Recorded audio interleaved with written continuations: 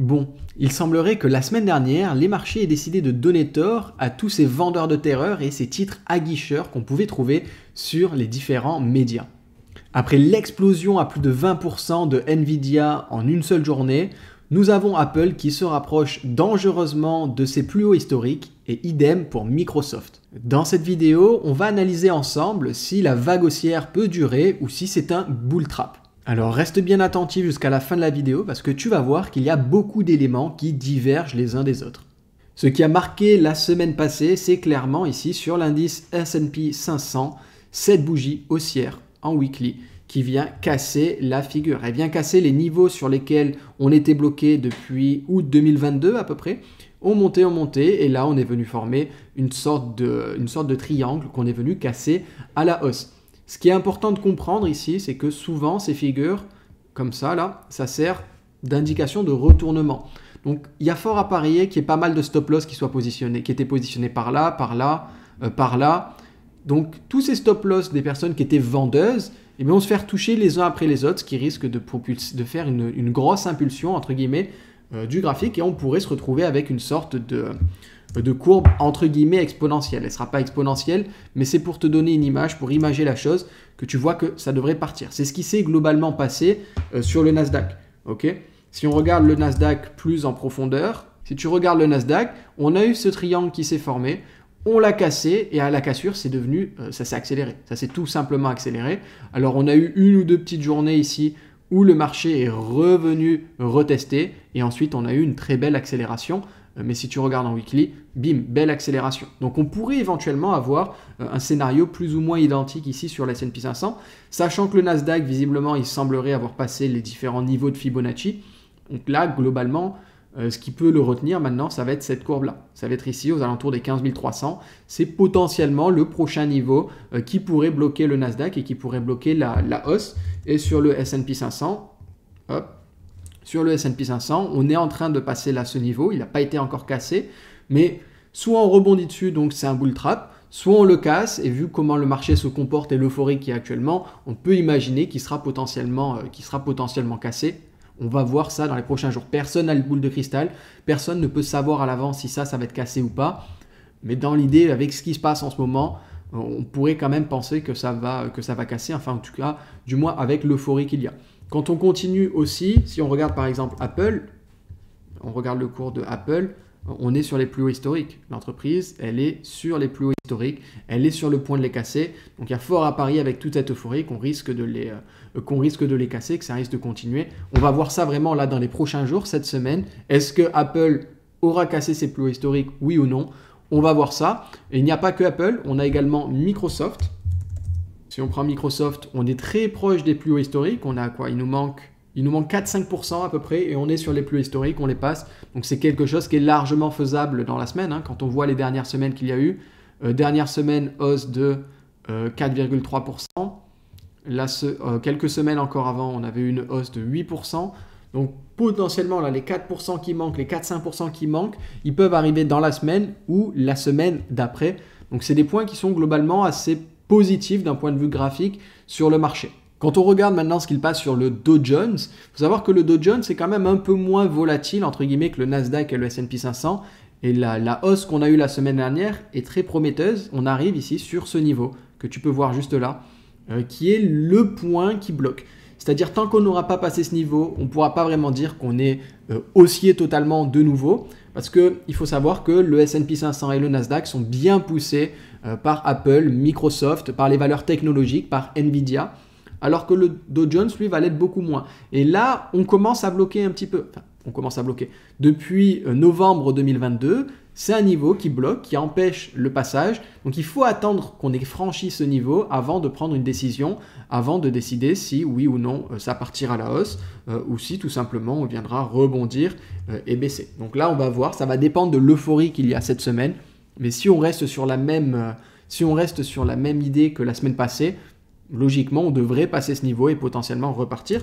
Parce que l'idée qu'il y a eu la semaine dernière, c'est qu'on est sur une hausse parce que apparemment la Chine devrait se relancer encore plus et les taux d'intérêt sont amenés à être baissés aux États-Unis et que l'économie se porte bien mieux que ce qu'on imaginait aux États-Unis. Donc tout ça, ça pousse les marchés à la hausse, avec également l'arrivée de l'intelligence artificielle qui va pousser les valeurs comme Nvidia, etc. Si tu prends Nvidia, c'est une énorme montée, hein. C'est boum, ça pète. On a pris quoi? En l'espace de une semaine, ça a pris 25%. Et depuis octobre 2022, on est à plus 265% depuis octobre 2022. Donc c'est assez fou de voir une hausse comme ça. Pour le moment, on n'a pas encore de signaux de retournement. On a cassé là le niveau, en plus avec un gap. Donc on n'a pas vraiment d'indication que le marché va se retourner. Donc tu l'as bien vu, hein, sur les graphiques, on n'a pas d'indication baissière. Et dans cette deuxième partie, on va voir quelles sont les divergences qu'on peut avoir et qu'est-ce qu'il faut quand même garder en tête pour ne pas tomber dans l'euphorie et dans le FOMO. Donc FOMO, c'est Fear of Missing Out, c'est la peur de rater une opportunité. Il ne faut pas que tu tombes là-dedans, parce que si tu tombes là-dedans, tu risques de te faire piéger. Et toi, tu ne veux pas te faire piéger. Te faire piéger, ça veut dire que potentiellement, tu vas perdre de l'argent. Et on ne veut pas perdre de l'argent, on veut investir intelligemment pour son futur, pour préparer sa retraite. La première chose qu'il faut garder en tête, c'est malgré cette poussée, tout ça est basé sur une hypothèse que les taux d'intérêt vont baisser bientôt. Okay, donc c'est-à-dire qu'on va, d'ici la prochaine réunion, peut-être déjà à ne plus avoir de hausse des taux d'intérêt et partir sur une baisse plus rapide. On a également le plafond de la dette qui a été augmenté, mais le plafond de la dette américaine, il est toujours augmenté, donc ça n'a pas vraiment de sens. C'est plus quelque chose qu'un enjeu politique qu'un enjeu économique, mais malgré tout, ça fait bouger les marchés. Et on a également l'arrivée de l'intelligence artificielle qui bouscule tout ça. Donc quand on met tout ça en perspective, en soi, les fondamentaux ne sont pas excellents. Si tu regardes les fondamentaux économiques, on a une inflation qui certes est de moins en moins élevée, mais elle reste très élevée. Elle a bien baissé en partie grâce aux énergies. Parce que si tu regardes le prix des aliments, eux, ils continuent d'augmenter. C'est-à-dire on est dans des inflations autour de 10, 15, voire 20% pour certains pays. Quand on parle des aliments, des choses qu'on a vraiment besoin, c'est l'essence et l'énergie qui, elle, a bien baissé avec la chute du prix du pétrole qui a participé à cette désinflation, entre guillemets, donc à cette hausse moins prononcée de l'inflation. Je crois qu'aux États-Unis, on est autour de 4% en ce moment, 4-5%. En Europe, pareil, on a bien descendu, on est autour de 5%. Donc il faut faire attention à ça. L'inflation est toujours haute et les taux d'intérêt aux États-Unis sont toujours très hauts. Donc pour le moment, tout est basé sur le fait qu'on imagine que les taux d'intérêt vont baisser plus rapidement que prévu. On imagine également que la Chine est en train de bien se relancer économiquement, alors que les chiffres montrent qu'elle se relance économiquement, oui, mais ce n'est pas aussi bien que ce qu'on imaginait. Donc il faut faire gaffe, on est vraiment là dans cette période où il est possible que les gens soient un peu euphoriques pour des petites nouvelles qui, en soi, ne sont pas aussi bonnes que ce qu'elles prétendent. Mais encore une fois, ça peut être une bonne nouvelle. Si les marchés réagissent très bien à des nouvelles qui ne sont pas bonnes ou pas terribles, et qui réagissent très bien, souvent c'est une bonne nouvelle et ça montre qu'on va avoir un marché haussier. Maintenant, je trouve qu'il est beaucoup trop tôt pour tirer ces conclusions, surtout quand on regarde, qu'on analyse un petit peu le niveau d'évaluation des entreprises. Si on prend par exemple Apple, on peut voir surévalué d'environ 30%. Au mieux, c'est sous-évalué de 8%, mais dans le cas normal, c'est 30%, et dans le pire scénario, c'est surévalué de 43%. Si on prend Nvidia, alors Nvidia, eux, c'est surévalué de 67% dans un cas normal. Best case, donc dans le meilleur scénario, c'est surévalué de 46% et sous-évalué de 73%. Donc là, on est clairement sur du FOMO. Ce qui se passe, c'est une réaction de FOMO sur Nvidia dans la mesure où les indications sont claires. On est complètement surévalué. Si on va sur Microsoft, c'est à peu près pareil. Dans le cas normal, on est surévalué d'environ 36%. Dans le meilleur scénario, on est sous-évalué de 3%. Et dans le pire des cas, on est surévalué de 48%. Donc on reste sur des entreprises qui sont globalement surévaluées avec une économie qui, forte inflation, qui n'est toujours pas redescendue et qui commence à baisser de moins en moins. On commence à avoir des signes un petit peu de faiblesse là-dessus. On a pour le moment l'avantage, un taux de chômage qui est faible, donc ça c'est bien. Maintenant, si le taux de chômage augmente, là ça commencerait à poser pas mal de problèmes.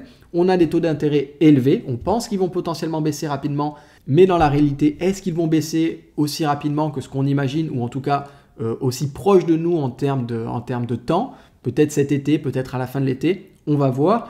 Mais dans tous les cas, les signaux ne sont pas 100% ouverts pour passer acheteur, Sur les graphiques, il n'y a pas vraiment de raison de vendre. Moi d'ailleurs, je ne recommande pas sur des actions de se positionner à la vente, de faire des positions short. Moi je suis quelqu'un de très optimiste sur les actions sur le long terme, à condition de sélectionner des actions sous-évaluées et qui reversent des dividendes, parce que pour moi, c'est important d'avoir un rendement, de toucher du cash flow, que les marchés montent, baissent ou peu importe, que de toucher de l'argent qui augmente tous les ans. C'est pour ça que moi, ma stratégie est vraiment basée sur le dividende, des entreprises aux fondamentaux solides en deuxième pilier et troisième pilier, d'acheter des entreprises sous-évaluées et me concentrer sur des entreprises sous-évaluées aux fondamentaux excellents qui vont me reverser un revenu passif. Pour conclure cette vidéo, j'aimerais mettre l'accent sur une chose très importante. Personne n'a de boule de cristal. On ne peut pas savoir ce qui va se passer. Regarde la preuve. Les fondamentaux économiques sont pas terribles. Les fondamentaux des entreprises de même. Alors, quand je dis fondamentaux, les entreprises sont globalement surévaluées. En tout cas, du moins celles qui explosent à la hausse sont définies comme surévaluées. L'économie se porte pas excellemment. On a beaucoup d'inflation, taux d'intérêt élevé. Pourtant, les marchés montent. Donc ça montre qu'on n'a pas de boule de cristal. Beaucoup de personnes pensaient que les marchés allaient totalement s'effondrer. Ça ne s'est pas produit. On n'a pas de boule de cristal. Personne ne peut savoir ce qui va se passer. C'est pour ça qu'il faut investir sur le long terme. Parce que sur le long terme, au moins, tu sais que les marchés vont à la hausse. Tu achètes des entreprises qui sont rentables, qui font du cash. Tu recevras ton dividende et tes revenus augmenteront année après année. D'ailleurs, je t'ai préparé en description une liste des 50 entreprises qui reversent un dividende depuis plus de 20 ans.